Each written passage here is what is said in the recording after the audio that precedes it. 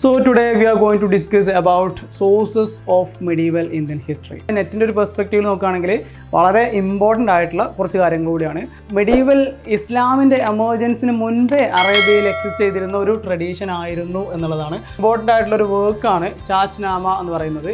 ഓർത്ത് വെക്കുക, ഇത് എക്സാമിന് പല സമയത്തും ചോദിച്ച് കണ്ടിട്ടുള്ളൊരു സംഗതിയാണ്. വളരെ ഡീറ്റെയിൽ ആയിട്ട് പഠിക്കേണ്ട ഒരു ഏരിയ തന്നെയാണ് അറബ് ഇൻവേഷൻ ഓഫ് സിന്ധ് എന്ന് പറയുന്നത്. ബയോഗ്രാഫീസിന് വേണ്ടി അവർ യൂസ് ചെയ്തിരുന്ന ഒരു ടേമാണ് സിറ എന്ന് പറയുന്നത്.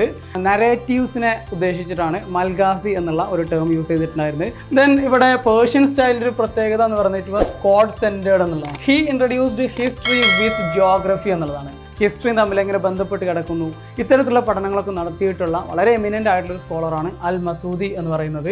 സോ അൽ ഉത്ബി താരിഖി യാമിനി എഴുതിയിട്ടുള്ളത് it was about Ghaznavid and Ghorid inversions.